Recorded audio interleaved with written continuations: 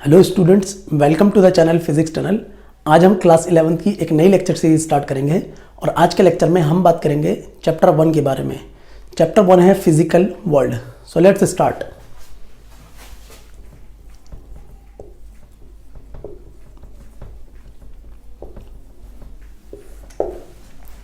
Physical world यानी world of physics. Physics के world के बारे में आज हम चर्चा करेंगे। सो देखिए, फिजिकल वर्ल्ड चैप्टर हमें क्या देता है। बेसिकली ये चैप्टर हमें इंट्रोडक्शन देता है कि हम जो पढ़ने जा रहे हैं क्लास 11 और 12 में जब हम फिजिक्स पढ़ेंगे वो क्या फिजिक्स हम पढ़ने वाले हैं, उसका नेचर कैसा है फिजिक्स का, और ये फिजिक्स सब्जेक्ट क्या है ओवरऑल, और ये कहाँ से आया है और हम क्यों पढ़ रहे हैं, इससे क्या बेनिफिट हैं। ठीक है, तो इन सारी चीज़ों को आज हम इस चैप्टर में देखेंगे, फिजिकल वर्ल्ड। सो देखिए, हमारी जो अर्थ का फॉर्मेशन हुआ, जब हम कहते हैं इस वर्ल्ड की जब हम बात करते हैं तो हो सकता है कई बार हम लोग अर्थ की बात करते हैं, कई बार हम यूनिवर्स की बात करते हैं जब हम वर्ल्ड कहते हैं। ठीक है, तो बेसिकली लेट्स से हम कहते हैं कि जब हम वर्ल्ड की बात कर रहे हैं तो हम अर्थ की बात करते हैं लेट्स से। तो जब हम अर्थ की बात करते हैं तो ये अर्थ का जो फॉर्मेशन हुआ, ये अर्थ जो बनी अब से लगभग 4.5 अरब साल पहले ये अर्थ बनी है ना। कितने साल पहले? 4.5 billion years ago. It's a long time, years ago. अब से लगभग 4.5 अरब साल पहले अर्थ बनी। और जो ह्यूमन इवॉल्व हुए, ह्यूमन बींग्स, वो अब से लगभग 2 लाख साल पहले हुए। ह्यूमन बींग इवॉल्व्स, इसको मैं लिख देता हूं फॉर्मेशन ऑफ अर्थ।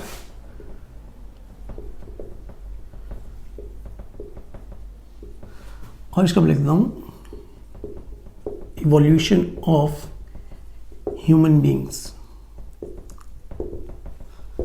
अगर आप इन 2 लाख साल पहले से पहले जाओगे तो आपको ह्यूमंस मिलेंगे, है ना, ह्यूमंस के एंसेस्टर्स मिलेंगे। ठीक है, ये बेसिकली मैंने एक वीडियो बनाई थी। ठीक है, वो इंट्रोडक्शन के तौर पर मैंने वीडियो बनाई थी, काफ़ी इंटरेस्टिंग वीडियो है, आप उसको देखिएगा। मैं उसका लिंक डिस्क्रिप्शन में डाल दूंगा।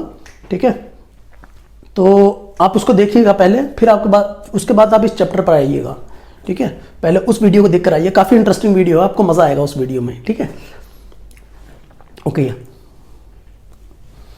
सो 2 लाख साल पहले इवोल्यूशन ऑफ ह्यूमन बीइंग हुआ। ठीक है, उसी वीडियो में हमने आगे भी और भी काफ़ी सारी चीज़ें बात की हैं। अगर हम देखें तो लगभग अब से 10,000 साल पहले, 10,000 ईयर्स अगो,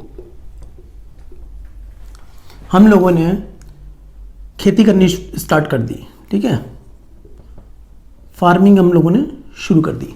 जब हम लोगों ने खेती करनी स्टार्ट कर दी, उसके बाद में हमारे पास में अनाज एक्स्ट्रा हो गया। ठीक है, सरप्लस फूड हो गया। हम लोग अनाज को स्टोर करने लगे।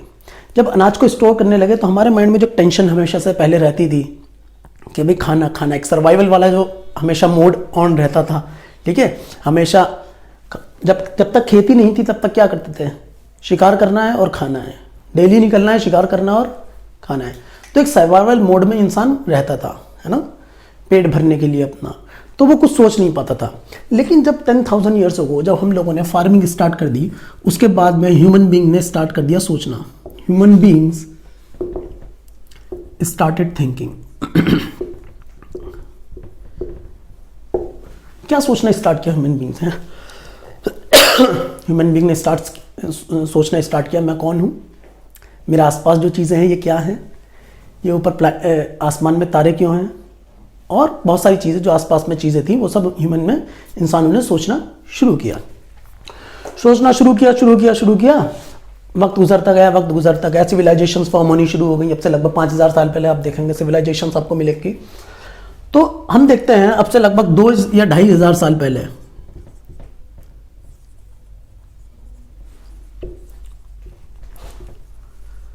हमें फिलोसोफर देखने को मिलते हैं। फिलोसोफर्स। ठीक है, कौन कौन से फिलोसोफर्स हमें मिलते हैं? ग्रीक फिलोसोफर, अक्सर नाम सुना होगा, प्लेटो, अरिस्टोटल, है ना, सोक्रेटिस। तो ये हमें फिलोसोफर और भी बहुत सारे फिलोसोफर आगे हमें देखने को मिलते हैं। ये फिलोसोफर कौन थे? ये बेसिकली साइंटिस्ट भी थे, ये सोचने वाले लोग थे, बेसिकली ये थिंकर्स थे उस वक्त के।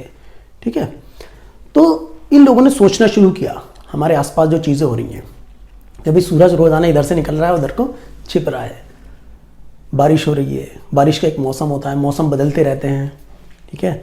जब बारिश होती है उसके बाद में रेनबो दिखाई देता है, कभी कभी नहीं दिखाई देता है, तो क्यों नहीं दिखाई देता है? एक जगह से रेनबो दिखाई देता है, दूसरी जगह से रेनबो दिखाई नहीं देता है, क्यों रेनबो दिखाई नहीं देता है? तो इन सारी चीज़ों को ह्यूमन बीइंग ने सोचना शुरू किया। खेती कैसे हो रही है, पेड़ इतना ऊंचा है, पेड़ में पानी कैसे पहुंच रहा है ऊपर तक, ठीक है, पत्ते हरे भरे हैं, ऊपर पानी कौन पहुंचा रहा है?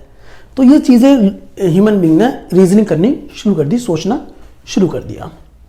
जब सोचना शुरू किया तो इन लोगों ने उसके लॉस को डिस्कवर करना शुरू किया कि चीज़ें क्यों हो रही हैं, ठीक है। तो जब उन लॉस को डिस्कवर करना शुरू किया उन लोगों ने, फिलोसोफर ने, पहले फिलोसोफर्स ही थे, ठीक है, अभी इनके बारे में और बात करेंगे हम लोग। तो इन लोगों ने पर्टिकुलर चीज़ों के बारे में सोचना शुरू किया। उसके बाद में इन्होंने उस इंफॉर्मेशन को बेसिकली लिखना शुरू किया, या ना भी लिखना शुरू किया हो, ट्रांसफ़र करना शुरू किया, ठीक है। स्टूडेंट्स को अपना ट्रांसफ़र कर दिया उस नॉलेज को। वो नॉलेज ऐसे धीरे धीरे पास डाउन होती गई। अच्छा, अब वो जो नॉलेज थी, पहले कम नॉलेज थी, उसके बाद में वो नॉलेज धीरे धीरे धीरे धीरे जैसे जैसे वक्त गुजरता गया वो नॉलेज बढ़ती गई। क्यों? क्योंकि ज़्यादा लोगों के पास में अब खाना रहने लगा, ज़्यादा लोगों ने सोचना शुरू कर दिया, ठीक है। तो वो नॉलेज जो है, जैसे जैसे लोग बढ़ते गए तो वो नॉलेज भी बढ़ती चली गई। अब उस नॉलेज को सिस्टमैटिक तरीके से फॉर्म कर दिया, ठीक है। फॉर एग्जांपल, पहले सोचा जाता था, लगभग अब से लगभग 2 से 2,500 साल पहले, 2300 साल पहले से ये सोचा जाता था कि अर्थ के अराउंड सन रिवॉल्व कर रहा है ना। Geocentric model of solar system को माना जाता था। लेकिन लगभग 15th सेंचुरी में कोपरनिकस आए। कोपरनिकस ने बताया कि भाई नहीं भाई, ये हेलियोसेंट्रिक मॉडल है, जियोसेंट्रिक मॉडल नहीं है, सन के अराउंड अर्थ रिवॉल्व करता है, ठीक है। तो ये इस तरह से नॉलेज फॉर्म होती गई और नॉलेज का बिल्डअप होता गया और नॉलेज का एक पिरामिड बनता चला गया, ठीक है। पिरामिड कही या कुछ और कही है, क्योंकि बेसिकली पहले तो नॉलेज बहुत कम थी, उसके बाद में नॉलेज बढ़ती चली गई। जब वो नॉलेज बहुत ज़्यादा हो गई तो हमने उस नॉलेज को डिवाइड कर दिया, ठीक है, कई ब्रांचेस में हमने उस नॉलेज को डिवाइड कर दिया। जैसे तो ये जो नॉलेज डेवलप हुई, development of knowledge, development of knowledge, ये जो नॉलेज का जो डेवलपमेंट हुआ, इसी नॉलेज को, अब ये नॉलेज का जो डेवलपमेंट हुआ तो ये कैसी नॉलेज हो गई? ये ऑर्गेनाइज्ड नॉलेज हो गई।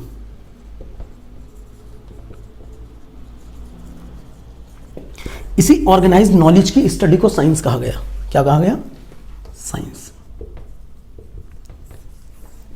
यानी जो भी अब इस ऑर्गेनाइज्ड नॉलेज को स्टडी करता था वो साइंस करता था। पहले साइंस नहीं थी, पहले ये सिर्फ फिलॉसफी कहलाती थी। फिलॉसफी यानी नॉलेज कह दीजिए आप, ओके।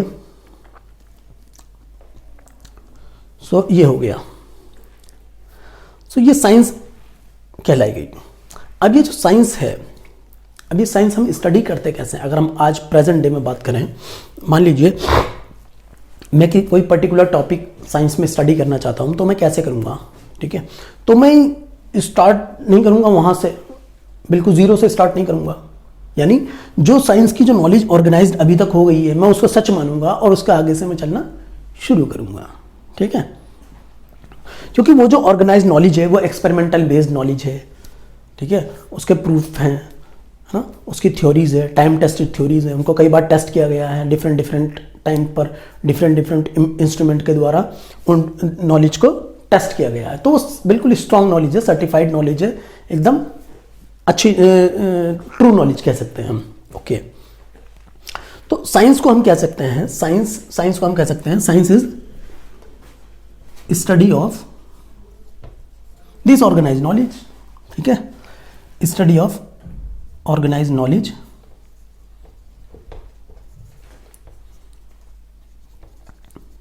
अब ये नॉलेज किस चीज की है? About our universe,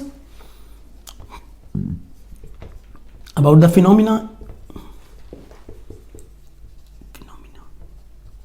in universe, okay. तो साइंस का जो लिटरल मीनिंग होता है वो बेसिकली टू नो, यानी किसी भी चीज को जानने का नाम साइंस हम कह सकते हैं। अच्छा, ये इतनी बात होगी हमारी साइंस पर। अब जब नॉलेज बहुत ज़्यादा डेवलप हो गई तो हमने अब साइंस को डिवाइड कर दिया बेसिकली। साइंस की हमने ब्रांचेस बना ली। तो हमने कहा कि भाई एक काम करते हैं, साइंस की ब्रांचेस बना लेते हैं, क्योंकि इतनी ज़्यादा नॉलेज हो गई तो उन नॉलेज को हमने डिवाइड करके उनकी ब्रांचेस बना दी। सो बेसिकली आपको जो ब्रांचेस देखने को मिलती है वो नेचुरल साइंस मिलती है, सोशल साइंस मिलती है, ठीक है, और एक और आप कह सकते हो फॉर्मल साइंस, नहीं भी कह सकते हो। तो नेचुरल साइंस में कौन कौन से सब्जेक्ट्स रखे गए? Physics, chemistry, biology. Social science में क्या क्या रखा गया? आपका history, geography, polity, sociology, law etcetera. ये आपका पूरा सोशल साइंस में आ गया। और फॉर्मल साइंस की अगर आप बात करो तो उसमें मैथमेटिक्स भी आ जाता है। मैथमेटिक्स बेसिकली एक टूल है, उसको हम साइंस नहीं कहेंगे, लेकिन फॉर्मल साइंस में हम कह सकते हैं लॉजिक और मैथमेटिक्स को हम रख सकते हैं। ओके, सो ये बेसिकली हमारा साइंस हो गया, और साइंस को हमने डिवाइड कर दिया डिफरेंट ब्रांचेस में। नेचुरल साइंस में आपका आ गया फिजिक्स, केमिस्ट्री एंड बायोलॉजी। अब ये जो नॉलेज है, ऑर्गेनाइज नॉलेज जो है, ये जो साइंस है, इसको हम कैसे करते हैं आज के टाइम में अगर हम करें, या पहले भी लोगों ने जो की how to do science, question आता है how to do science, science को कैसे करें। तो बेसिकली साइंस को जो करते हैं वो उसका एक मेथड होता है, ठीक है। कोई भी थ्योरी को आप साइंस नहीं बोल सकते। ऐसा नहीं कि भाई आप घर में उठे सुबह को और आपने कहा कि भाई ये चीज़ ऐसे होती है तो चलो साइंस बना देते हैं इसको, चलो इसका जो है बुक पब्लिश कर देते हैं या पेपर पब्लिश करते हैं। ऐसा नहीं होगा। आप जो बात कह रहे हो उस बात को आपको कुछ पर्टिकुलर स्टेप्स हैं उनको आपको फॉलो करना पड़ेगा।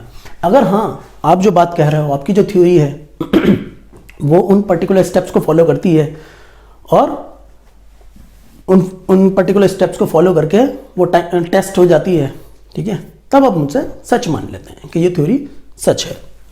तो हाउ टू डू साइंस, तो we do science by scientific method. अभी साइंटिफिक मेथड क्या है? साइंटिफिक मेथड पर्टिकुलर हमने मेथड बना दिया है, ठीक है। क्या है उसमें? सबसे पहली चीज आती है उसमें ऑब्जर्वेशन, यानी ऑब्जर्व करना, किसी भी चीज को ऑब्जर्व करना, ठीक है। अब ऑब्जर्व आप कई तरीके से कर सकते हो।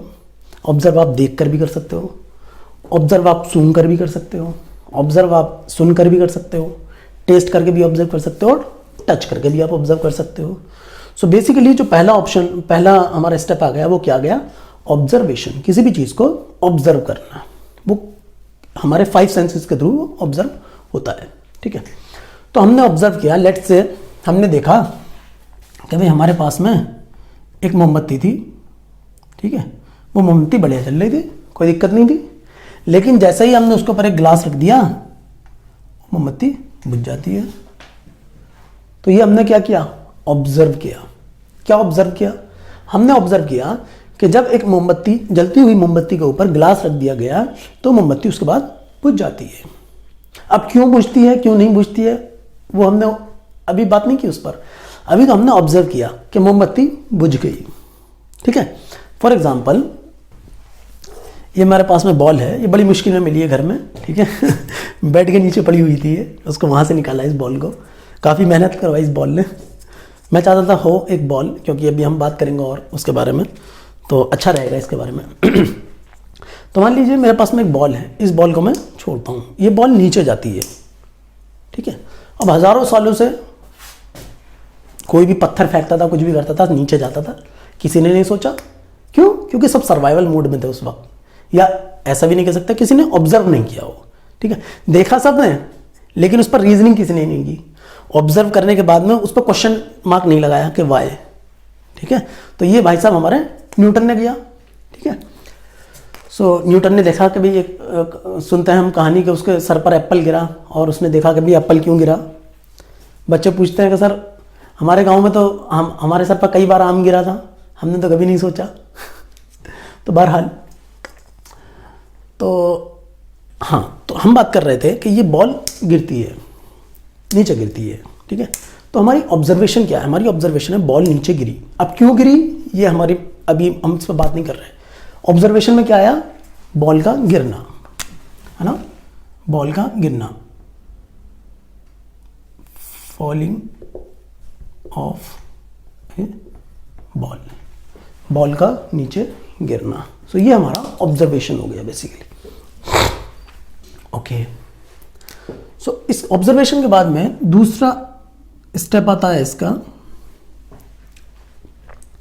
अब हमने क्वेश्चन किया कि भाई क्यों गिर रहा है, बॉल क्यों गिर रही है, या ये क्यों बुझ रहा है, ठीक है, या फिर और जो जितनी सारी चीज़ें हो रही हैं नेचर में वो क्यों हो रही हैं, हाँ, बारिश ऊपर से क्यों हो रही है, हवा इस साइड से इधर को क्यों चल रही है, ठीक है, और जितनी सारी चीज़ें हम देखते हैं, ठीक है। तो ये हमने सोचना शुरू किया। उसके बाद तो अब हमने एक्सपेरिमेंट करना शुरू किया।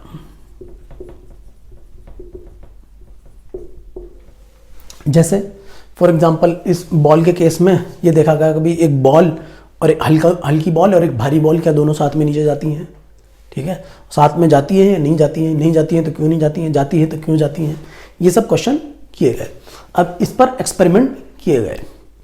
अब ये जो एक्सपेरिमेंट किए गए ये कंट्रोल्ड एक्सपेरिमेंट किए गए, यानी एक्सपेरिमेंट में जो वेरिएबल्स थे उन वेरिएबल्स को कंट्रोल किया, ठीक है, कभी इसको बढ़ाकर देखा, कभी उसको बढ़ाकर देखा, कभी बड़ी बॉल लेकर देखा, कभी छोटी बॉल लेकर देखा, कभी भारी बॉल लेकर देखा, कभी हल्की बॉल लेकर देखा, ठीक है, कभी कागज की बॉल लेकर देखा, कभी पत्थर की बॉल लेकर देखा, एंड सो ऑन, ठीक है। तो डिफरेंट वेरिएबल्स को हमने चेंज किया और हमने कंट्रोल्ड एक्सपेरिमेंट करके देखे। For example let's say pendulum की बात करते हैं हम। पेंडुलम, जब हम पेंडुलम का एक्सपेरिमेंट करते हैं, आपने किया होगा 9th क्लास में शायद, ठीक है, ना किया हो तो अब तो 12th में 11th में शायद होगा, हाँ होगा ही होगा, ठीक है। तो आप इसकी जी वैल्यू निकालते हैं इस पेंडुलम की, है ना, इस पेंडुलम को आप हिलाते हैं, आप इस पेंडुलम को यहाँ ले जाते हैं, फिर उसके बाद छोड़ देते हैं, इधर आता है, इधर आता है ना, तो ये इसका एक ऑसिलेशन हो जाता है। जहाँ से आपने छोड़ा इसको और ये इधर गया और यहाँ आया, ये इसका एक ऑसिलेशन हो गया, ठीक है। उसका टाइम कितना लगा, उसको टाइम पीरियड कहते हैं। अब ये जो लेंथ थी, आपने कुछ टाइम पीरियड देखा, फिर उसके बाद में इस लेंथ को बढ़ाकर देखा कि क्या टाइम पीरियड पर इसका कोई फ़र्क पड़ा, फिर आपने मास को बढ़ाकर देखा कि क्या उसका मास का कोई फ़र्क पड़ा, आपने मास को कम करके देखा। तो ये सब हम क्या कर रहे हैं, ये सब हम कंट्रोल्ड एक्सपेरिमेंट कर रहे हैं अपने लैब में, ठीक है। तो ये हम लैब में कंट्रोल्ड एक्सपेरिमेंट करते हैं। ओके, कंट्रोल्ड एक्सपेरिमेंट के बाद में हमारी नेक्स्ट स्टेप आता है रीजनिंग, ठीक है। अब जो रीजनिंग हम करते हैं, सोचना, रीजनिंग यानी सोचना, हम सोचते हैं। तो हम जो कंट्रोल एक्सपेरिमेंट करते हैं वो हम करते हैं, हम बोलते हैं इसको क्वालिटेटिव, सॉरी मैंने क्या बोला, हम रीजनिंग पे बात कर रहे हैं, कंट्रोल एक्सपेरिमेंट तो हमारा हो गया, हम बात कर रहे हैं क्वालिटी रीजनिंग पर। अब हम रीजनिंग करते हैं। नेक्स्ट स्टेप क्या है हमारा, reasoning, qualitative and quantitative reasoning.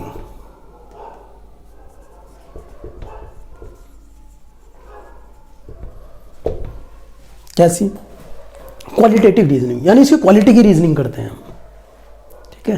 Quality यानी उसके गुणों की रीजनिंग, गुणों का बेस पर जो उसकी सोचा जाएगा उस रीजनिंग को हम कहेंगे क्वालिटेटिव रीजनिंग, जिसमें नंबर नहीं आता है क्वालिटेटिव रीजनिंग में। तो हम देख सकते हैं कि भाई इसकी जो स्ट्रिंग की लेंथ है उसको बढ़ाने से क्या टाइम पीरियड बढ़ा या घटा, बॉल के मास बढ़ाने से या कम करने से टाइम पीरियड घटा या बढ़ा या वही रहा, ठीक है।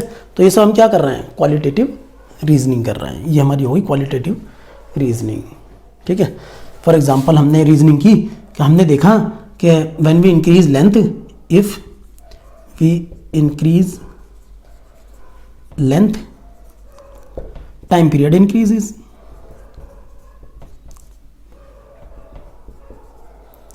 तो ये हमने क्या किया, ये हमने क्वालिटेटिव रीजनिंग की कि लेंथ बढ़ाने से इसका टाइम पीरियड क्या हुआ, पेंडुलम का इंक्रीज हुआ। ओके, उसके बाद हम करते हैं क्वांटिटेटिव रीजनिंग। क्वांटिटेटिव रीजनिंग कैसी है, कभी लेंथ अगर हमने 2 गुना लेंथ बढ़ाई, या मैं कहता हूं if we increase length by 4 times, if we increase length by 4 times, अगर हम लेंथ को 4 टाइम्स बढ़ाते हैं तब टाइम पीरियड कितना बढ़ता है? तो हमने देखा कि time period increase by 2 times. तो इसमें हमने नंबर ले आए, तो ये हमारी कैसी हो गई? Quantitative reasoning. तो ये हमारा थर्ड स्टेप होगा, क्वालिटेटिव एंड क्वांटिटेटिव रीजनिंग। ठीक है, अब इस क्वालिटेटिव और क्वांटिटेटिव रीजनिंग के बाद में नेक्स्ट स्टेप हमारा आता है उसको हम कहते हैं, हम बोलेंगे उसको बेसिकली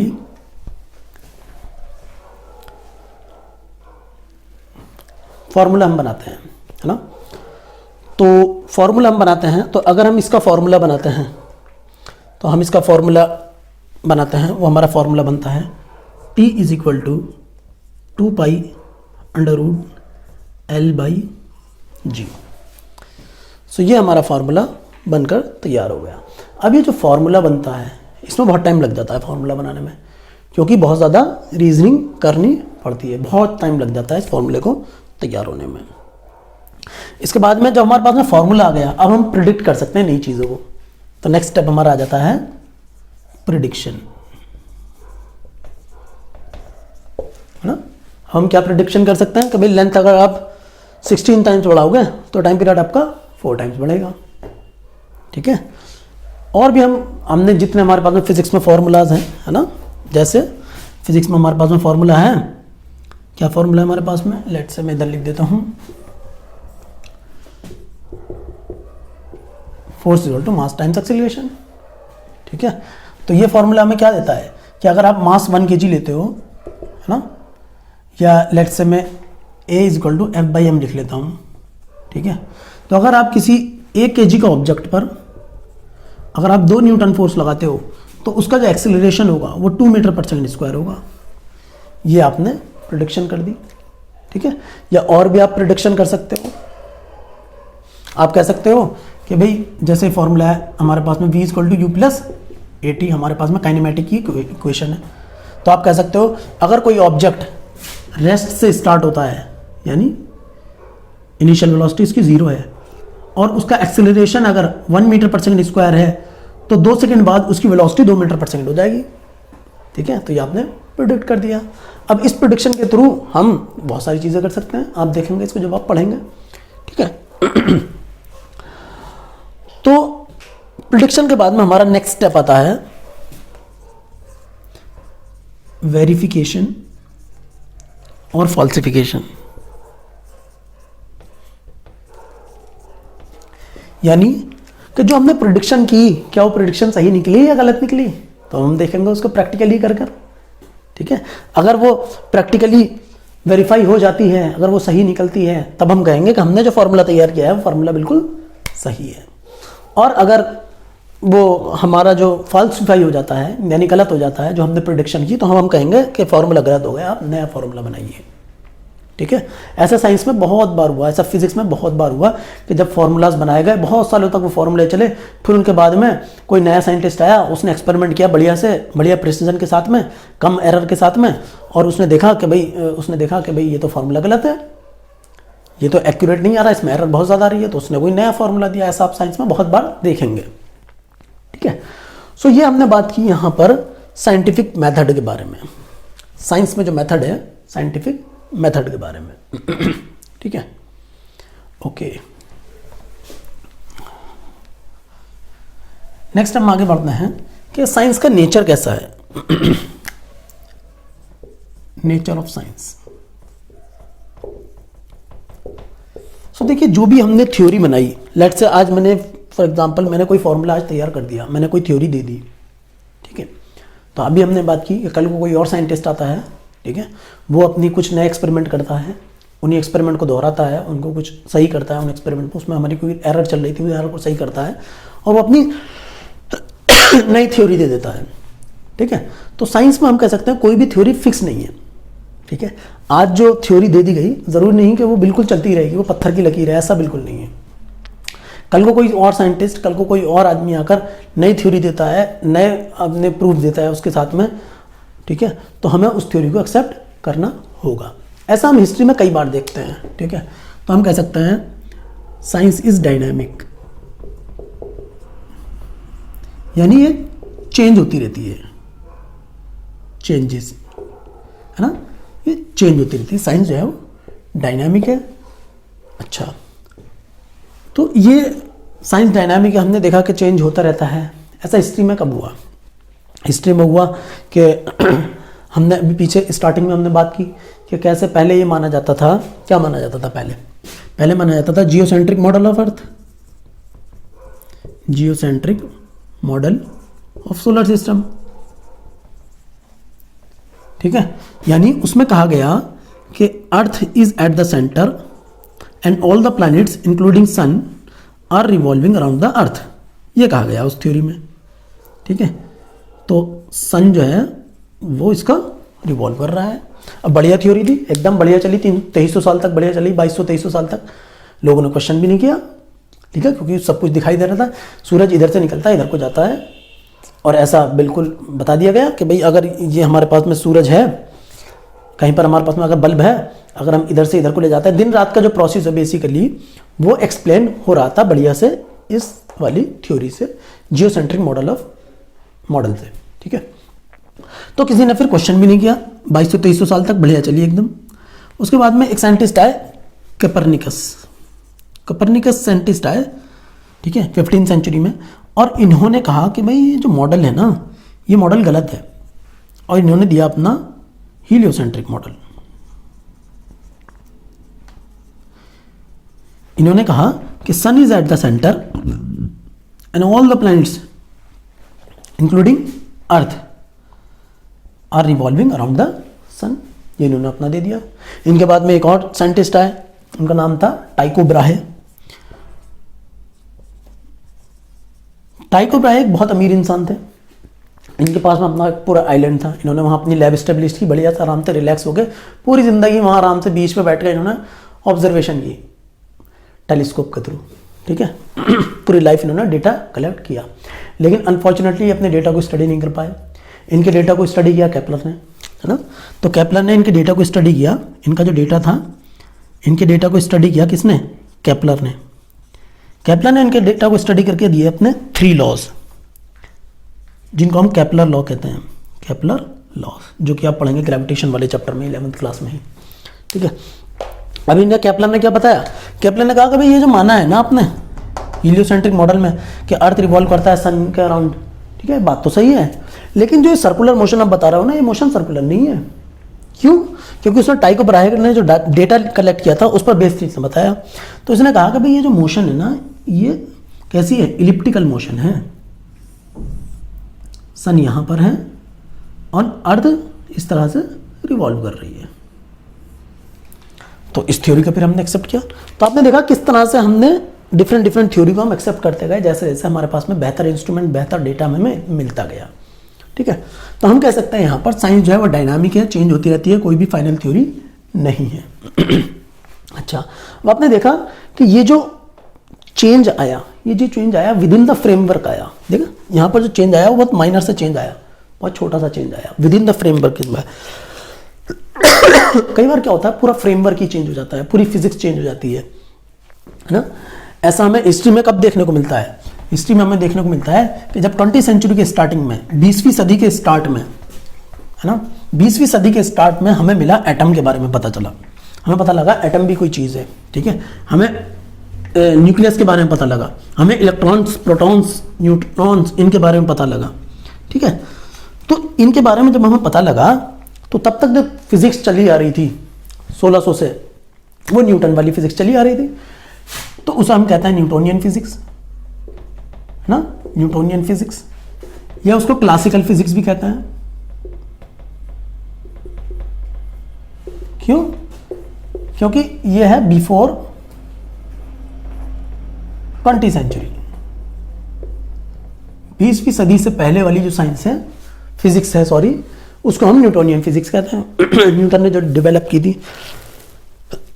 और जब हमें एटम के बारे में पता लगा तो जो एटॉमिक फिनोमिनास थे, एटम वाली जो दुनिया थी, एटम के अंदर की जो दुनिया थी, वहां पर हमने देखा कि न्यूटोनियन फिजिक्स अप्लाई नहीं हो रही है।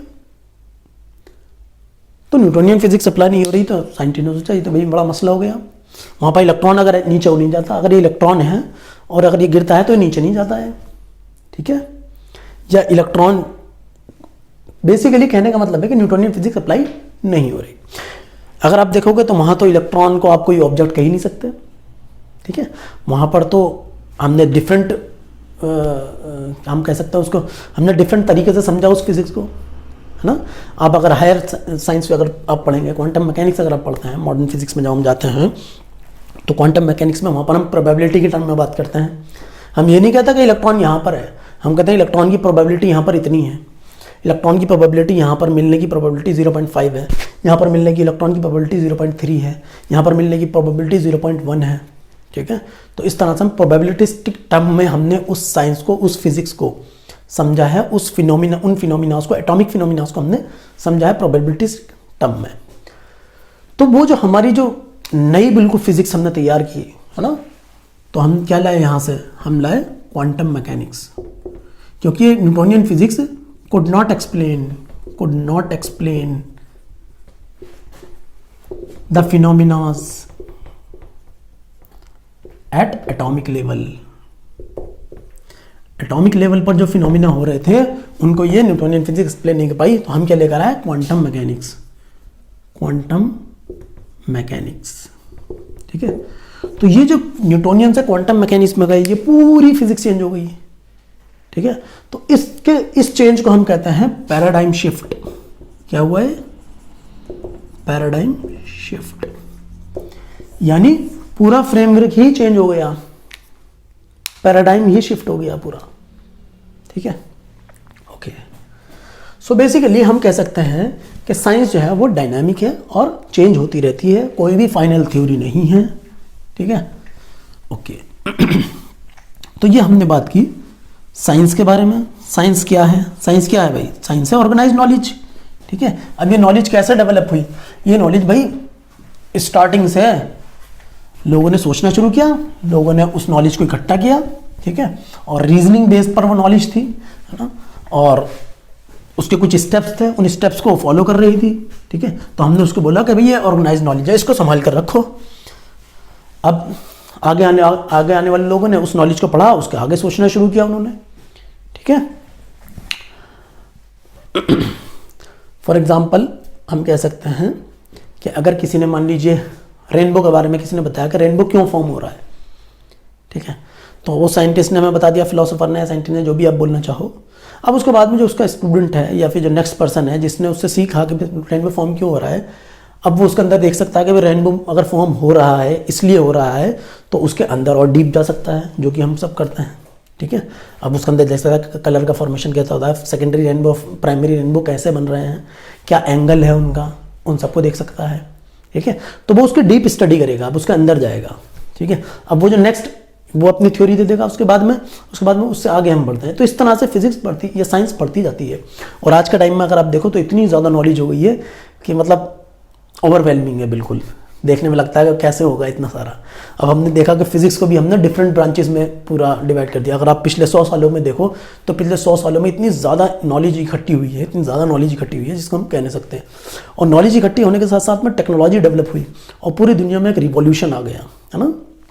इनफैक्ट आप लोग तो देखते हैं अब मोबाइल वगैरह, जब हम छोटे थे तो मोबाइल वगैरह होते ही नहीं थे। जब हम लोग स्कूल में पढ़ा करते थे तो हम कभी नहीं, नोट्स अगर हमें बनाने होते थे एक दूसरे के, तो हम लोग उसका कॉपी को, नोटबुक को लेकर घर जाया करते थे तब वो काम कंप्लीट किया करते थे। आज के टाइम में गया, फ़ोटो लिया, कर दिया। फिर जब हम स्कूल से हम लोग आगे बढ़े, 11th-12th में आ गए, तो हमने फ़ोटो कॉपी करनी शुरू कर ली तब तक, है ना। लेकिन अगर हम उससे पहले की बात करें, जब हम 3rd, 4th, 5th, 6th, 7th class में थे, तब उस वक्त हम लोग नोटबुक घर ले जाया करते थे और वहाँ पर अपना वर्क को कंप्लीट किया करते थे। कई बार जब काम अधूरा रह जाता था, ठीक है। तो क्या हुआ, पूरा टेक्नोलॉजिकल रिवॉल्यूशन हुआ। आप अपने मम्मी पापा से आप बात करिए, उनकी लाइफ कैसी थी, है ना। उस वक्त मोबाइल नहीं थे, मोबाइल अगर पहले टेलीफोन हुआ करते थे वो, है ना, और मोहल्ले में एक हुआ करता था कई बार, है ना। और घर में हमारे घर में फ़ोन लगा हुआ था, तो अब किसी का फ़ोन आता था कि भाई आज थर्सडे है, थर्सडे में हमारा फ़ोन आएगा, अब आके सुबह ही बैठेगा, उनके चाय पानी भी चल रहा है, कि भाई क्या होगा, क्यों बैठे हैं, कि आज इनका फ़ोन आने वाला है, फ़ोन आया, शाम को फ़ोन आया तो भाई फ़ोन किया। तो लोगों के पास टाइम बहुत था, स्लो लाइफ थी, आराम से मस्त रहते थे लोग। बहरहाल हाँ, अपना टॉपिक पर आते हैं। तो हमने बात कर ली भाई साइंटिफिक मेथड के बारे में और नेचर ऑफ साइंस के बारे में हमने बात कर ली। हमने बात कर ली साइंस के बारे में, नेचर ऑफ साइंस भी हमने देख लिया, साइंस को हम करते कैसे ये भी देख लिया हमने। अब हम देखते हैं फिजिक्स। जो हम फिजिक्स कहते हैं ये क्या है। अब देखो फिजिक्स का जो मीनिंग है बेसिकली वो है नेचर, यानी फिजिक्स में हम नेचर को स्टडी करते हैं। अब नेचर क्या है, अब सब कुछ नेचर है, हमारे आसपास जो भी कुछ है, ये अर्थ, प्लांट्स, सब कुछ हमारे आसपास जो कुछ है सब नेचर है। डिफरेंट गैलेक्सीज भी नेचर में आती हैं, ठीक है। तो फिजिक्स में हम जो स्टडी करते हैं वो पूरे यूनिवर्स की स्टडी करते हैं, है ना। और यूनिवर्स में किस चीज़ की स्टडी करते हैं हम, लॉज जो गवर्न कर रहे हैं यूनिवर्स को, यूनिवर्स में जो छिपे हुए लॉज हैं, है ना, जो लॉज हमें दिखाई नहीं देते हैं लेकिन फिर भी वहाँ पर लॉज हैं, वो लॉज हैं, ठीक है। उन लॉज की हम स्टडी करते हैं और जब उन लॉज की स्टडी हो जाती है तो हम उन लॉज को यूज़ कर सकते हैं, ठीक है। जब हमें ग्रेविटेशन के बारे में पता लग गया, है ना, तो ग्रेविटेशन के बारे में पता लग गया तो हमने रॉकेट बना लिया, हम मून पर चले गए। अब हम दूसरे प्लैनेट्स पर जा रहे हैं, मार्स पर जा रहे हैं, ठीक है। कब जा रहे हैं, जब हमें एग्जैक्ट लॉज के बारे में पता लग गया। तो लॉज हैं, छिपे हुए लॉज हैं, उन लॉज की स्टडी करना क्या है, फिजिक्स है। तो फिजिक्स में हम क्या करते हैं, वी स्टडी द कह सकते हो फिजिकल लॉज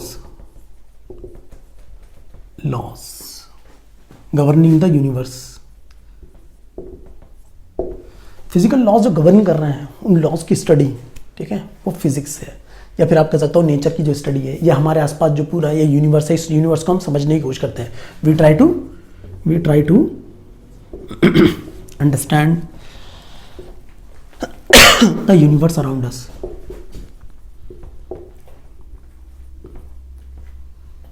हम अपने आसपास में यूनिवर्स जो है उसको समझने की कोशिश कर रहे हैं, ठीक है, कि भाई बादल कैसे बन रहे हैं, रेनबो कैसे फॉर्म हो रहा है, ठीक है, पहाड़ों से पानी कैसे नीचे आ रहा है, ज्वालामुखी कैसे फट रहा है, ठीक है, बाढ़ कैसे आ रही है। और जब हम उनकी स्टडी कर लेते हैं तो फिर हम उनका यूज़ कर लेते हैं, ठीक है। जब हमने न्यूक्लियस की स्टडी कर ली, फॉर एग्जांपल एटम की हमने स्टडी की 20वीं सेंचुरी में, न्यूक्लियस की स्टडी कर ली, न्यूक्लियस के अंदर इतनी ज़्यादा पावर थी, है ना, इतनी ज़्यादा एनर्जी थी, तो हमने उस एनर्जी का यूज़ कर लिया, एटम बम बना लिया, ठीक है, और उस एनर्जी से हम आज इलेक्ट्रिसिटी बना रहे हैं, ठीक है। तो जब हमें लॉस के बारे में पता लग जाता है, हम अपने यूनिवर्स, अपने आसपास का जो यूनिवर्स है उसे समझ लेते हैं, तो हम उसका यूज़ कर लेते हैं अपने ह्यूमन बींग्स, ठीक है, ओके। तो फिजिक्स में हम अंडरस्टैंड करने की कोशिश करते हैं यूनिवर्स अराउंड अस, ओके। ओके, अब देखिए फिजिक्स में जो हम स्टडी करते हैं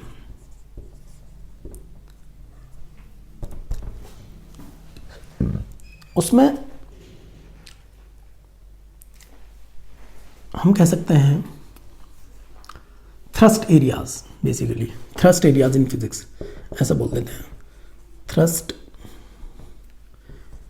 एरियाज इन फिजिक्स, है ना, थ्रस्ट एरिया। फिजिक्स में हम किन चीज़ों पर जोर देते हैं, ठीक है। जब हम फिजिक्स की स्टडी करते हैं या फिजिक्स जो है वो किन चीज़ों पर जोर देती है, तो आपको दो टर्म मिलेंगी। पहला यूनिफिकेशन, हमेशा से साइंटिस्ट की चाहत रही, क्वेस्ट रही कि कुछ ही लॉज हों और वो लॉज सब कुछ एक्सप्लेन कर दें, है ना। इनफैक्ट आइंस्टीन तो ये चाहते थे कि भाई आइंस्टीन तो ये कहते थे एक ही फोर्स है, वो फोर्स पूरे यूनिवर्स को गवर्न कर रहा है, जितने भी फोर्सेज हैं सारे एक ही फोर्स के अंदर है। तो वो एक इक्वेशन बनाना चाह रहे थे, है ना। उस इक्वेशन को वो कहते थे कि मैं गॉड इक्वेशन बनाऊंगा, गॉड इक्वेशन, ठीक है, उसको इन्होंने कहा।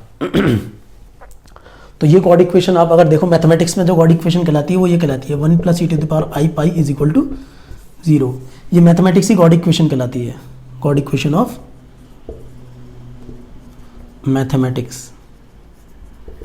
सो बेसिकली यूनिफिकेशन की हम बात कर रहे हैं। यूनिफिकेशन यानी यूनिफाई करना, यूनिफाई यानी एक करना, यानी फिजिक्स में हमेशा से चाहत है कि एक लॉ बहुत सारी चीज़ों को एक्सप्लेन कर दे। फॉर एग्जाम्पल,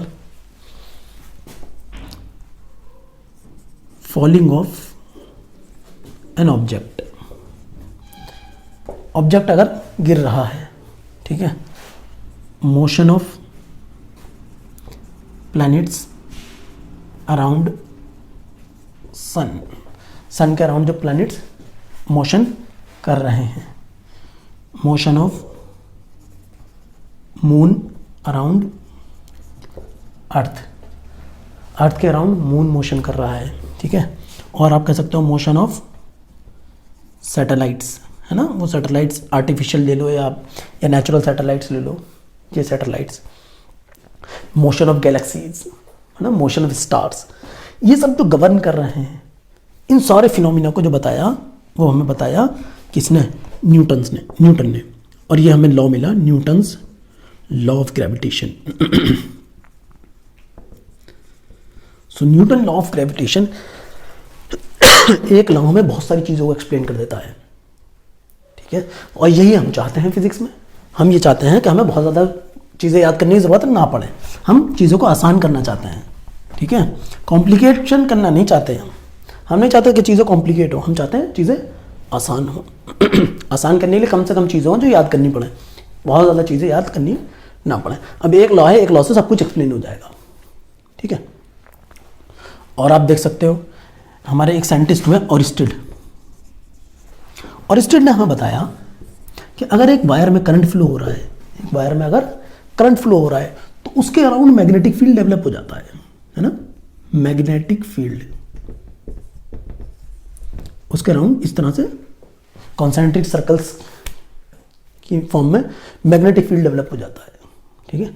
अब मैग्नेटिक फील्ड जो है ये बिल्कुल नई चीज़ बताई ऑरिस्टिड ने, क्योंकि मैग्नेटिक फील्ड हमें पता था मैग्नेट से डेवलप हो रहा है ना, ये आप सबने ये डायग्राम बनाया होगा। हमें सबको पता था मैग्नेटिक फील्ड होता है, लेकिन मैग्नेट से डेवलप होता है मैग्नेटिक फील्ड। ये कैसे बता दिया कि वायर करंट अगर फ्लो हो रहा है तो उसके अराउंड मैग्नेटिक फील्ड डेवलप हो गया, यानी मेरे घर में जो तार जा रहा है उसके अराउंड भी मैग्नेटिक फील्ड होगा क्या? मेरे घर के बाहर जो तार है, जो लाइन जा रही है, सप्लाई जा रही है, उसमें जो करंट फ्लो हो रहा है उसके अराउंड भी मैग्नेटिक फील्ड डेवलप हो रहा है क्या? जी हाँ, बिल्कुल हो रहा है, ठीक है। तो ये हमें किसने बताया? ये ऑरिस्टिड ने बताया। क्या बताया ऑरिस्टिड ने? ऑरिस्टिड ने हमें बताया कि current carrying wire produce magnetic field.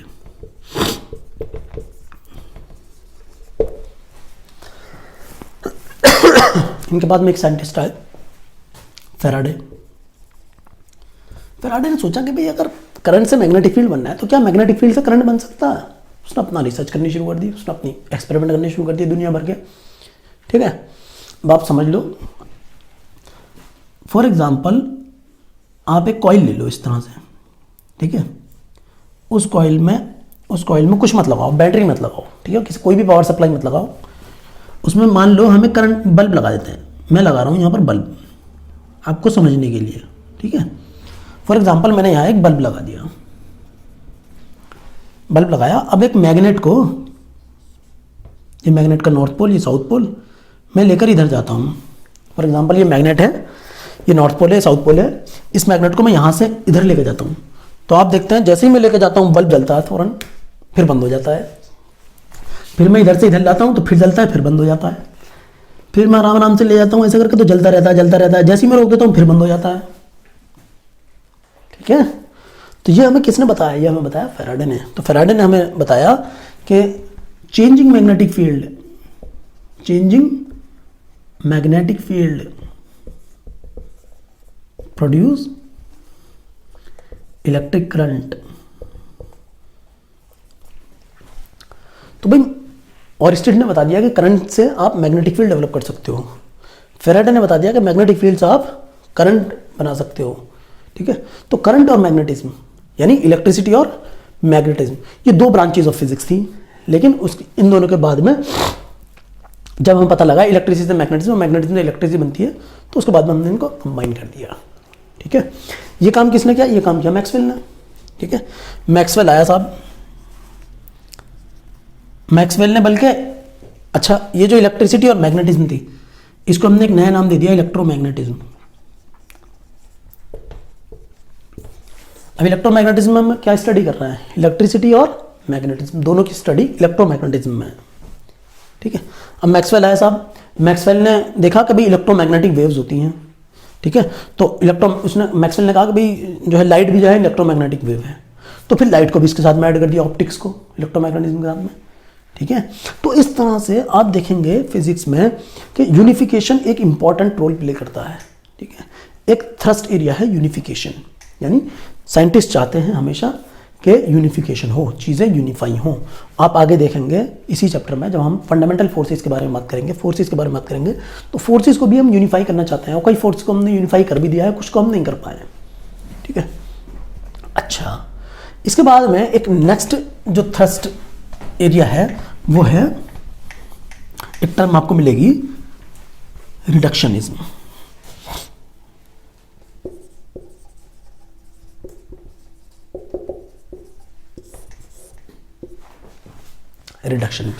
Reduction जो बना है वो रिड्यूस से बना है, यानी किसी चीज को रिड्यूस करना। इसका क्या मतलब है? इसका मतलब है कि आपके पास में कोई कॉम्प्लेक्स सिस्टम है, कॉम्प्लेक्स मशीन है, या फिर कोई कॉम्प्लेक्स प्रॉब्लम है, उसको समझने के लिए आप उसके इंडिविजुअल कॉन्स्टिट्यूएंट सिंपल पार्ट्स को समझो। ठीक है, उनकी स्टडी करो, तो आप पूरे सिस्टम को, पूरे प्रोसेस को, पूरी मशीन को समझ सकते हो। ठीक है, फॉर एग्जाम्पल आपने देखा कि भाई, आपने देखा लेट्स से, हाँ, आपने देखा कि भाई आप बाइक में पेट्रोल डालते हो और बाइक चलती है, भागती है। ठीक है, और पीछे से धुआं निकलता है। तो पेट्रोल, अब जो बाइक चल रही है उसमें तो काइनेटिक एनर्जी है, तो काइनेटिक एनर्जी कैसे आ गई उसके पास में? तो हमने देखा कि भाई पेट्रोल के पास में जो एनर्जी थी वो क्या थी? केमिकल एनर्जी थी। केमिकल एनर्जी को आपने बाइक में डाला, जब आपने बाइक में केमिकल एनर्जी को डाला तो उसके अंदर आग लगी, पिस्टन मूव हुए और काइनेटिक एनर्जी में कन्वर्ट हुआ। ठीक है, तो केमिकल एनर्जी से हीट एनर्जी में, हीट एनर्जी से काइनेटिक एनर्जी में कन्वर्ट हो गया। सही है, बहुत सारा साउंड एनर्जी में भी गया, उसमें आवाज़ भी आती है। ठीक है, तो आप देखो कि chemical energy, sound, heat energy और आपकी काइनेटिक एनर्जी, इन तीन सिस्टम को आप अलग अलग तरीके से स्टडी कर सकते हो, देख सकते हो, आसानी से समझ सकते हो इस पूरे प्रोसेस को। तो इस तरह से रिडक्शनिज्म का जो मतलब है वो कॉम्प्लेक्स मशीन को, कॉम्प्लेक्स प्रोसेस को, कॉम्प्लेक्स सिस्टम को समझने के लिए आप उसके सिंपल पार्ट्स में तोड़ दो, उसको तोड़ दो बोल दो, या फिर उसके कॉन्स्टिट्यूएंट पार्ट को आप स्टडी करो, आप उसके पूरे सिस्टम को स्टडी कर लोगे आसानी से। So this was all about thrust areas in physics.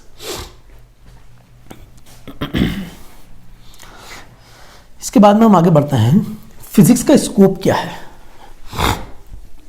What is the scope of physics? यानी स्कोप से क्या मतलब है? स्कोप का मतलब है फिजिक्स की रेंज क्या है, यानी फिजिक्स में जो क्वांटिटीज हैं उनकी रेंज क्या है। जैसे मैं बोलूं कि ये मेरा हाथ है, ठीक है, तो ये लगभग 1.5-2 मीटर के हो गए। ठीक है, ये इसकी रेंज हो गई 1.5-2 मीटर, या इस बोर्ड को आप बोल दो इस बोर्ड की लेंथ कितनी है। ठीक है, तो ये इसकी रेंज हो गई। तो यहां पर जो स्कोप ऑफ फिजिक्स का मतलब है, स्कोप ऑफ फिजिक्स यानी उसकी फिजिक्स की रेंज क्या है। फिजिक्स में जब हम स्टडी करते हैं चीज़ें कहाँ से कहाँ तक स्टडी करते हैं और क्या क्या स्टडी करते हैं। ठीक है, so let's see what is the scope of physics. तो फिजिक्स में बेसिकली आप देखोगे फिजिक्स को ब्रॉडली 2 पार्ट में डिवाइड कर दिया।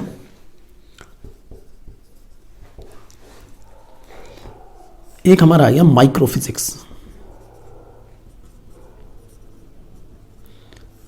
माइक्रो फिजिक्स वो फिजिक्स थी, वो चीज़ें जिन चीज़ों को हम देख नहीं सकते, जिनको हम माइक्रोस्कोप से देखते हैं, उनकी स्टडी को हमने रखा माइक्रो फिजिक्स के अंदर, जिनको हम माइक्रोस्कोप से ऑब्जर्व करते हैं। और जिनको हम आंखों से देख लेते हैं, जैसे ये पेन की मोशन, प्लैनेट्स का मूव करना, ठीक है, ये सारा जो है जिनको हम आंखों से देख सकते हैं, इनको हमने रख दिया मैक्रो फिजिक्स के अंदर।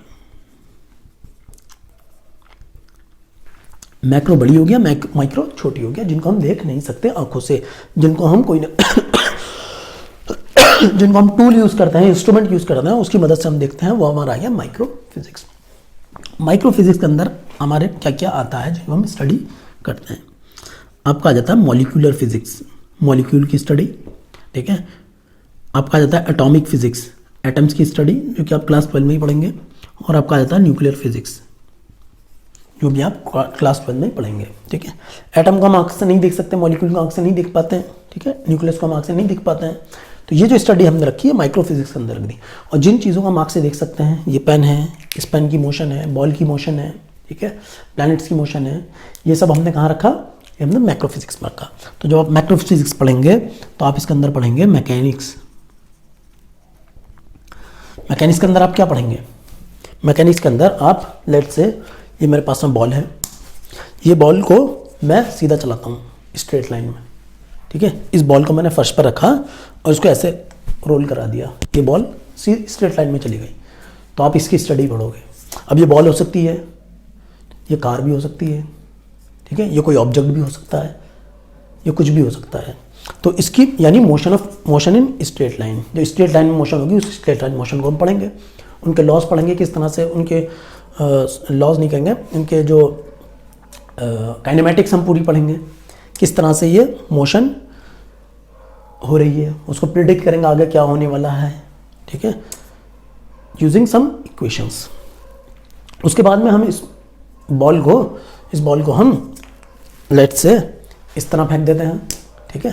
तो ये जो मोशन हो गई ये स्ट्रेट लाइन मोशन नहीं हुई, ये जो मोशन हो गई ये वाली मोशन, ये स्ट्रेट लाइन मोशन नहीं हुई, ये मोशन इन प्लेन हो गई, इस प्लेन में मोशन हो रही है ऐसे करके, ठीक है। इसको हम प्रोजेक्टाइल मोशन बोल रहे हैं।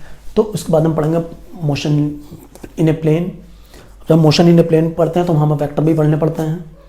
जब हम वेक्टर पढ़ते हैं, क्योंकि 2 डायमेंशनल मोशन हो गई वहाँ पर, तो हम वेक्टर भी पढ़ते हैं वहाँ पर, ठीक है। उसके बाद में आप ये देखेंगे कि मोशन क्यों हो रही है। अब तक तो आपने मोशन की स्टडी की, फिर उसके बाद देखेंगे मोशन क्यों हो रही है, आप देखेंगे फोर्स के बारे में पढ़ेंगे आप, ठीक है। आपने देखा कि इसको इसमें धागा बांधकर इसको आपने घुमा दिया गोल गोल, सर्कुलर मोशन आप पढ़ेंगे। इस बॉल को आपने इस तरह से घुमा दिया, ठीक है, इसको रोटेट किया, तो रोटेशन आप पढ़ेंगे रोटेशन वाले चैप्टर में। फिर आप प्लैनेट्स का रोटेशन पढ़ेंगे ग्रेविटेशन के चैप्टर में, ठीक है। इलास्टिसिटी आप पढ़ेंगे, ठीक है। और आप पढ़ेंगे पानी के बारे में, आपने पानी बहा दिया, ठीक है, वाटर फ्लूइड के बारे में पढ़ेंगे। आप पढ़ेंगे थर्मोडायनेमिक्स, ठीक है।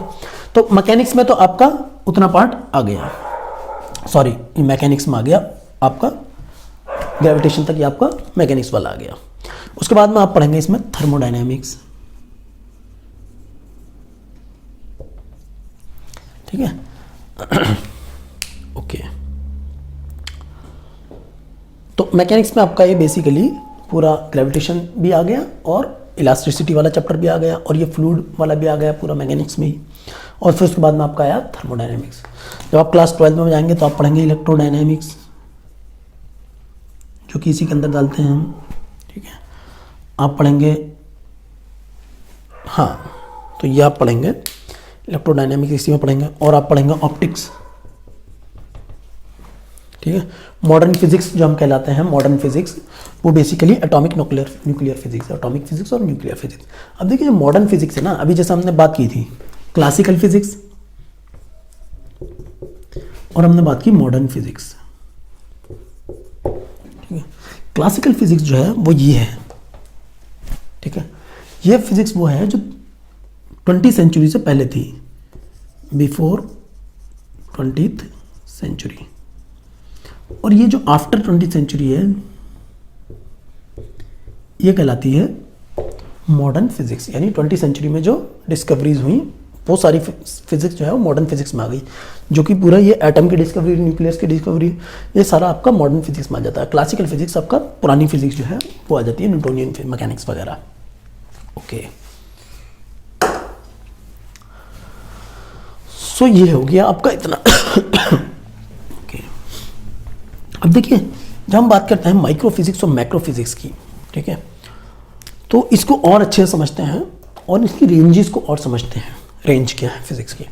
फॉर एग्जांपल मैंने फिजिक्स की कुछ फिजिकल क्वांटिटीज़ ले लेता हूँ मैं, ठीक है। फिजिकल क्वांटिटीज़ आप पढ़ेंगे चैप्टर में, फिजिकल क्वांटिटीज़ के बारे में आप पढ़ेंगे। फिजिकल क्वांटिटीज़ क्या है? वो क्वांटिटीज़ जिनको हम मेज़र कर सकते हैं, फिजिकल क्वांटिटीज़ होती हैं, ठीक है। जैसे हमने ले लिया लेंथ को, हमने ले लिया लेट्स से टाइम को, हमने ले लिया मास को, तो 3 फिजिकल क्वांटिटी मैंने ले ली यहाँ पर, लेंथ, मास और टाइम। लेंथ को मैं मेजर कर लेता हूँ मीटर में, टाइम को कर लेता हूँ सेकंड में, और मास को कर लेता हूँ केजी में। ये मेरी एसआई यूनिट होती है, सॉरी एसआई यूनिट होती है। एसआई यूनिट्स के बारे में आप पढ़ेंगे, यूनिट्स के बारे में आप यूनिट्स वाले चैप्टर में पढ़ेंगे। तो लेंथ की जब मैं बात करता हूँ तो लेंथ की जो रेंज है वो कहाँ से कहाँ जाती है, मैं कितनी रेंज ऑफ लेंथ को मैं फिजिक्स में स्टडी करता हूँ, कितनी डिस्टेंस को मैं फिजिक्स में स्टडी करते हैं। तो देखिए फिजिक्स में जो सबसे छोटा ऑब्जेक्ट आप देखते हैं वो कितना बड़ा आप ऑब्जेक्ट देखते हैं, कितना छोटा होता है वो ऑब्जेक्ट। आप कहेंगे कि कोई पार्टिकल आप देखते हैं, कोई छोटा पार्टिकल, ठीक है, आप कह सकते हैं कि भाई मिट्टी का कोई पार्टिकल है, वो आपने देखा, तो कितना होगा वो पार्टिकल, 0.1 mm और 0.001 mm, ठीक है। तो 10⁻⁻4 मीटर में बोल सकता हूँ उसको, ठीक है। तो 10⁻⁻4 मीटर क्या आप देखते हैं, क्या इससे छोटा भी आप देख पाते हैं, इससे छोटा आप नहीं देख पाते हैं। लेकिन हमने देखा कि 20वीं सेंचुरी में स्टार्टिंग में एटम की डिस्कवरी हुई, न्यूक्लियस की डिस्कवरी, वो तो बहुत छोटे हैं, है ना। तो न्यूक्लियस की रेडियस कितनी है, 10⁻15 मीटर।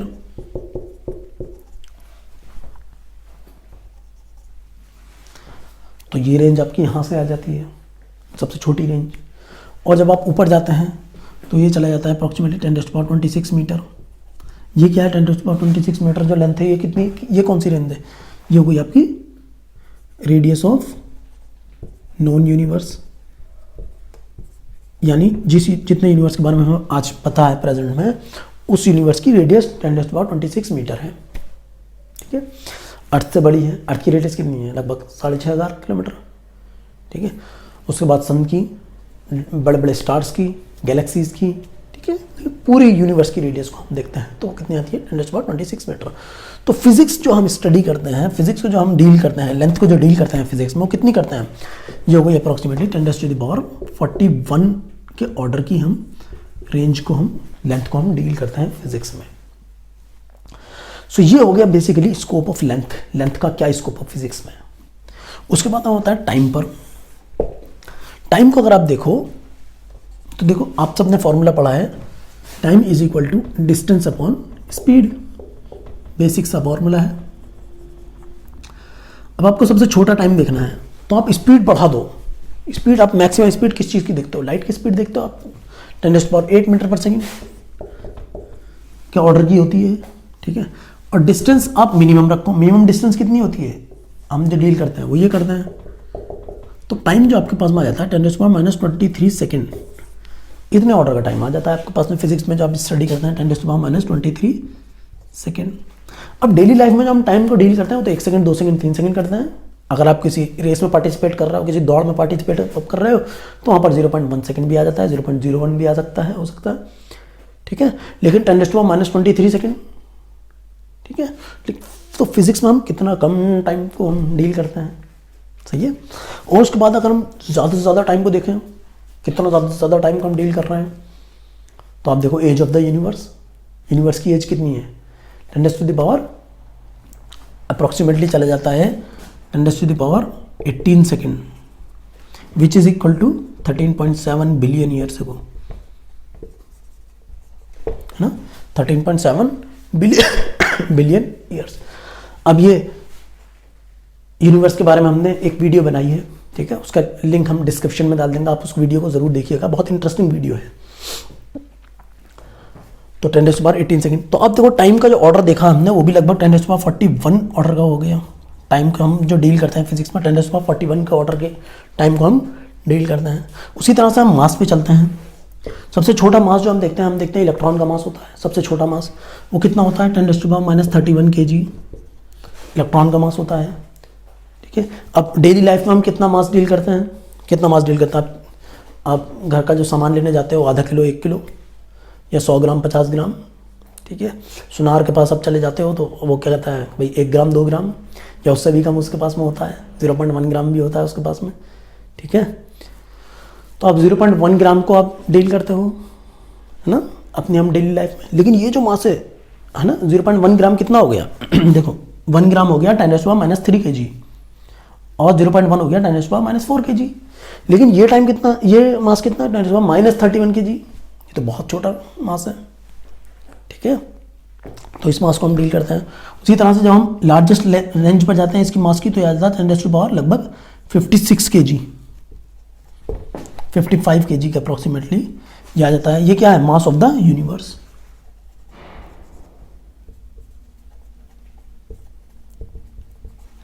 तो यूनिवर्स का इतना मास को हम डील करते हैं फिजिक्स में।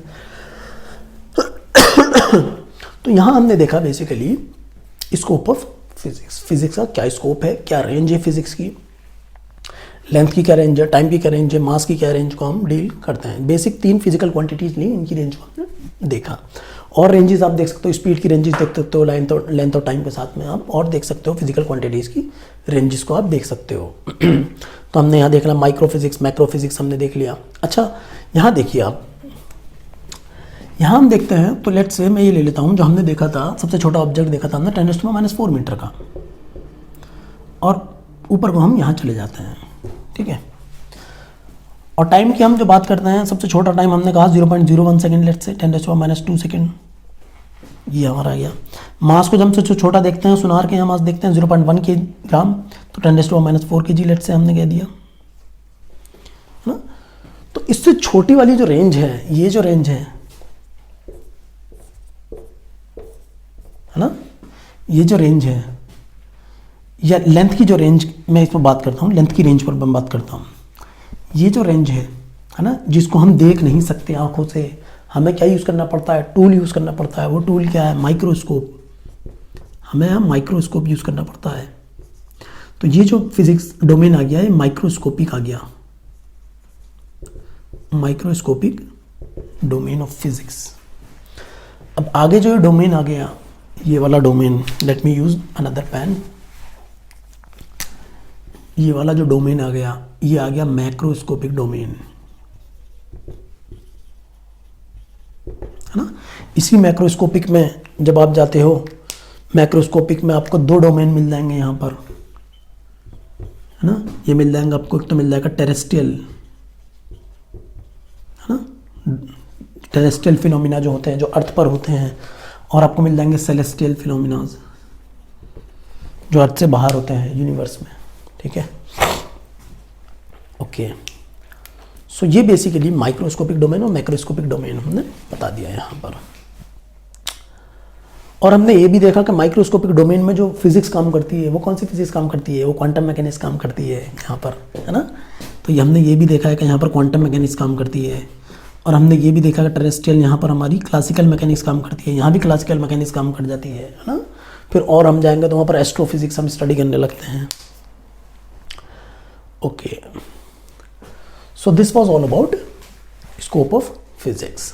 आगे बढ़ते हैं हम, स्कोप ऑफ फिजिक्स से आगे बढ़ते हैं नेक्स्ट टॉपिक पर। तो देखिए भाई, फिजिक्स जब हम स्टडी करते हैं, ठीक है, तो फिजिक्स में क्या चीज़ एक्साइट करती है लोगों को? क्यों लोग फिजिक्स को स्टडी करते हैं? और क्यों अब तक ह्यूमन ने इतना ज़्यादा टाइम एनर्जी अपना स्पेंड किया इस फिजिक्स पर? और क्या इससे हमें फ़ायदा हो रहा है ना? Why do we study physics basically, है ना? और व्हाट एक्साइट पीपल, लोगों को क्या चीज़ एक्साइट करती है, क्या चीज़, क्यों लोगों को मज़ा आता है फिजिक्स में, है ना। हम बात करते हैं एक्साइटमेंट ऑफ फिजिक्स, क्यों लोगों को मज़ा आता है फिजिक्स में। अब लोगों को मज़ा क्यों आता है फिजिक्स में, इसका कोई एक आंसर नहीं हो सकता, ठीक है। सबका अपने अपने अलग अलग मज़े हैं। आपको किसी और चीज़ में मज़ा आता है, जैसे फॉर एग्जांपल जितने भी मास्टर्स हुए, जितने भी मास्टर्स का मेरा कहने का यहाँ पर मतलब है कि जितनी भी हिस्ट्री में मास्टर्स हुए किसी भी फील्ड में, जो जिन्होंने बहुत बड़ा काम किया, उनके बचपन में कोई ना कोई उनको एक ऐसी इंस्पिरेशनल चीज़ मिली उस फील्ड की जिससे वो जुड़ गए। फॉर एग्जांपल आइंस्टीन को वो मिला था कंपास, ठीक है। तो कंपास ने वो क्यूरियोसिटी जनरेट किया आइंस्टीन के अंदर, ठीक है। उसी तरह से आप जितने भी मास्टर्स देखोगे तो उनके बचपन में कोई ऐसा इंसिडेंस होता है, बेसिकली 10 साल से नीचे के हमारी जो लाइफ होती है उसमें हमारे बेसिकली जो इमोशंस हमारे डेवलप होते हैं, वही हमें आगे ले जाते हैं। इमोशंस वही हमारी जो कैरियर कह दो आप उसको, या फिर जिसमें हम अपनी लाइफ को स्पेंड करना चाहते हैं, वो डिसाइड करते हैं, मेजर रोल प्ले करते हैं। अगर वो हमारा अलाइन हो जाए तो मज़ा आ जाता है उस फील्ड में, क्योंकि फिर हमें काम नहीं लगता, काम हमें मज़ा आता है, काम में हमें मज़ा आने लगता है। बहरहाल वो डिफरेंट टॉपिक हो गया। तो लोगों को क्या एक्साइट करता है, ठीक है। तो आप अपने आप से पूछ सकते हो आपको क्या एक्साइट किया फिजिक्स में। हो सकता है कि आपने कुछ ऐसी चीज़ देखी हो सकता है आपने मैग्नेटिक देखा हो, मैग्नेट किस तरह अट्रैक्ट करता है, आपको कोई जादू लगा हो, या फिर आपने कोई और मैजिक शो देखा हो फिजिक्स का, है ना। आप कहीं म्यूजियम में गए हों, वहाँ पर आपने कोई ऐसा देखा, म्यूजियम में आपने कुछ फिजिक्स की ऐसी चीज़ें देखी, है ना। या फिर आपने रात को आपने चांद को देखा, प्लैनेट्स को देखा, या फिर आपने स्टार्स को देखा, है ना। आपने उसके बारे में सोचा, उससे आपकी क्यूरियोसिटी डेवलप हुई, जानने की इच्छा डेवलप हुई कि ये सब क्या है। तो एक्साइटमेंट, तरह तरह के एक्साइटमेंट हो सकते हैं अपने आसपास की चीज़। ये हमारे अंदर एक इननेट, हमारे अंदर इनबिल्ड क्यूरियोसिटी है, ह्यूमन क्यूरियोसिटी। बेसिकली हम जो ह्यूमंस हैं, ये हम लोग जो इवॉल्व, हमारे मतलब 6 मिलियन ईयर्स का हमारे पास में एक माइंड रखा है, हमारे दिमाग में जो रखा है ना, जो इवॉल्व हुआ है लगभग 70 लाख सालों में या 60 लाख सालों में हमारा माइंड इवॉल्व हुआ है। तो इसके अंदर बहुत सारी चीज़ें हैं जो हम नहीं जानते हैं, ठीक है। तो हम सबके अंदर वो क्यूरियोसिटी है जो कि हमारे पूर्वजों में वो क्यूरियोसिटी थी, अपने आसपास की चीज़ों को जानने और समझने की जो क्यूरियोसिटी थी, वो हम सबके अंदर एक क्यूरियोसिटी है। तो वही चीज़ हमें एक्साइट करती है फिजिक्स में, है ना। तो इसके अंदर अगर आप देखेंगे तो एक्साइट करता है लोगों को कि भाई कुछ ही लॉज हैं, few laws can explain large number of phenomenas.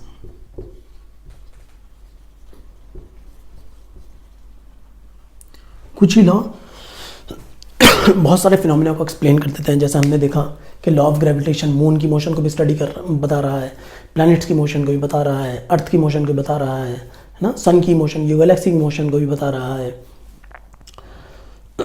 और ये बता रहा है सैटेलाइट की मोशन को भी बता रहा है, बॉल हम फेंक रहे हैं उसकी मोशन को भी बता रहा है, ठीक है, ऑब्जेक्ट गिर रहा है उसकी मोशन को बता रहा है, 50 चीज़ों को बता रहा है, ठीक है। तो एक लॉ है जो कि बहुत सारी चीज़ों को एक्सप्लेन कर रहा है, ये लोगों को एक्साइट करता है ना। और अब अगर आप देखें इसमें देखो, है ना, तो curiosity to develop new laws या फिर टू डिस्कवर न्यू लॉज,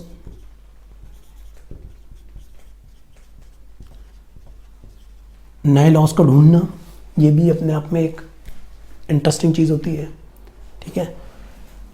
पुराने लॉज को वेरीफाई करना, है ना, वेरिफिकेशन और फॉल्सिफिकेशन,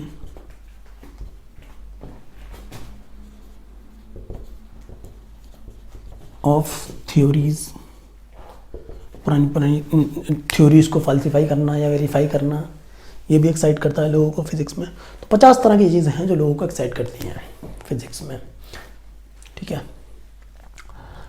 इसके बाद में हमारा एक नेक्स्ट टॉपिक आता है हमारा कि भाई अच्छा एक्साइट जो लोगों को करता है, और भी बहुत सारी आज के टाइम में अगर आप देखो, मोबाइल है, टेक्नोलॉजी है, ठीक है, कैमरा है, लैपटॉप है, कंप्यूटर जैसे हम कहेंगे, मोबाइल है, लोगों को एक्साइट करता है। आजकल आप देखो छोटे छोटे बच्चे भी वीडियो देखते रहते हैं, हमें तो पता भी नहीं था कि भाई शॉर्ट वीडियो कोई चीज़ होती है।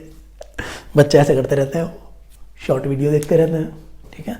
तो बच्चे एक्साइट होते हैं उन चीज़ों से।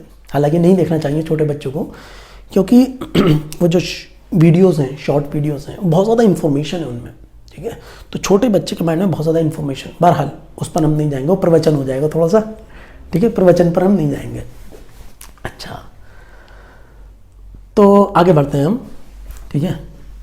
और हम देखते हैं फिजिक्स से सोसाइटी को क्या फ़ायदा मिला, ठीक है। फिजिक्स का सोसाइटी पर क्या प्रभाव पड़ा, फिजिक्स से सोसाइटी ने क्या फ़ायदा लिया, ठीक है। तो इसी पर हमारा नेक्स्ट टॉपिक है फिजिक्स, टेक्नोलॉजी एंड सोसाइटी। तो देखो भी फिजिक्स का जब लॉज डेवलप होते हैं ना, तो उन लॉज पर बेस्ड टेक्नोलॉजी बनती है फिर, ठीक है। फॉर एग्जांपल न्यूटन्स लॉ से हमने रॉकेट डेवलप कर लिया, ठीक है। बर्नौली लॉ, हमने एयरप्लेन के विंग्स डेवलप किए। उसी तरह से वायर में करंट फ्लो होता है तो वायर गर्म हो जाता है ना, उसे कहते हैं हम हीटिंग इफेक्ट ऑफ करंट।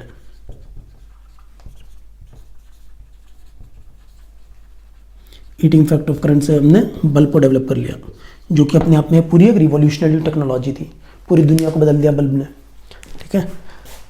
और अगर आप देखो तो आपको मिल जाएगा इलेक्ट्रोमैग्नेटिक इंडक्शन, मैग्नेटिक इंडक्शन, से हमने जनरेटर मोटर बना लिया, जनरेटर डेवलप कर लिया, है ना, इलेक्ट्रिसिटी हमें मिल रही है। और अगर आप देखो इलेक्ट्रोमैग्नेटिक वेव की हमें डिस्कवरी हुई, तो हमने वायरलेस कम्युनिकेशन करने लगे। ठीक है, तो आप देखेंगे कि पिछले 100 सालों में जो टेक्नोलॉजिकल रिवॉल्यूशन हुआ है based on physics, based on the development of physics, एक टेक्नोलॉजिकल रिवॉल्यूशन आया। उस रिवॉल्यूशन ने सोसाइटी की पूरी लाइफ चेंज कर दी। सोसाइटी का लाइफ स्टाइल चेंज हो गया, रहना सहना चेंज हो गया सोसाइटी का, है ना। सोसाइटी का ट्रैवल करना चेंज हो गया। पहले लोग कैसे ट्रैवल किया करते थे? अगर आप बहुत पहले जाएंगे, लोग जानवर यूज़ किया करते थे, घोड़ों पर, ऊँट पर लोग ट्रैवल किया करते थे। ठीक है, और अगर आप समुद्र देख रहा हो तो वहाँ पर शिप यूज़ किया करते थे लोग। ठीक है, तो आज के टाइम में एयरप्लेन यूज़ हो रहा है ना। इससे पहले और जाएंगे तो डिफरेंट आपके पास में वो आते रहें, व्हीकल्स आते रहे। ठीक है, जैसे जैसे टेक्नोलॉजिकल रिवॉल्यूशन चेंज होता रहा। तो बेसिकली कहने का मतलब ये है कि जब फिजिक्स डेवलप होती है तो उससे हमें टेक्नोलॉजीज मिलती हैं, टेक्नोलॉजी डेवलप करते हैं, इसे हम अप्लाइड फिजिक्स कहते हैं। ठीक है, फिजिक्स को जब हम अप्लाई करते हैं तो हमें टेक्नोलॉजी मिलती है, अप्लाइड फिजिक्स। तो अप्लाइड फिजिक्स से हमें टेक्नोलॉजी मिलती है, फिजिक्स को जब हम अप्लाई करते हैं, है ना, अपनी लाइफ को बेहतर ईजी बनाने के लिए। बेहतर तो नहीं कहेंगे, ईजी कह सकते हैं, कंफर्टेबल लाइफ बनाने के लिए, कंफर्ट के लिए हम अपनी ये टेक्नोलॉजीज़ को डेवलप करते हैं। अब इनके जो टेक्नोलॉजी होती है वो कुछ फ़ायदे भी होते हैं, कुछ नुकसान भी होते हैं। आप सबने ऐसे लिखा होगा ठीक है, तो उस पर नहीं जाएंगे। ओके, सो कई बार ऐसा होता है कि टेक्नोलॉजी से फिजिक्स डेवलप होती है। आपको देखेंगे जैसे हीट इंजन को डेवलप करने में, हीट इंजन को इम्प्रूव करने में और डेवलप करने में हमने पूरा एक सिस्टम, पूरा एक थर्मोडायनेमिक्स बना लिया। ठीक है, तो ये पूरी एक ब्रांच ऑफ फिजिक्स डेवलप हुई हीट इंजन को इम्प्रूव करने में, इंजन को इम्प्रूव करने में। So this was all about physics, technology and society. जब फिजिक्स डेवलप होती है तो टेक्नोलॉजी डेवलप होती है और सोसाइटी। अब अगर आप देखेंगे पिछले 30-40 सालों में कंप्यूटर रिवॉल्यूशन आया चिप की वजह से, है ना, आईसी की वजह से पूरा रिवॉल्यूशन आया, है ना। तो उसी तरह से अब देखिए आगे रोबोटिक रिवॉल्यूशन आ रहा है ना। अभी तो नहीं आया है लेकिन आगे आने वाला है, पूरा एक रोबोटिक रिवॉल्यूशन होगा, है ना। और पूरा आर्टिफिशियल इंटेलिजेंस आ रही है ना। तो ये पूरा एक टेक्नोलॉजिकल बेस्ड फिजिक्स जब अप्लाई होती है तो टेक्नोलॉजी डेवलप होती है, उस पर बेस्ड हमारा पूरा सोसाइटी पर इम्पैक्ट होता है उसका। ठीक है, आज के टाइम में हम लोग वीडियो कॉल कर सकते हैं ना, ये भी टेक्नोलॉजी है। अब इमेजिन करिए कि अब से 50 साल पहले किसी ने ऐसा सोचा होगा कि एक इंसान यहाँ से बैठकर दूसरे इंसान को देख सकता है और बात कर सकता है? नहीं सोचा होगा।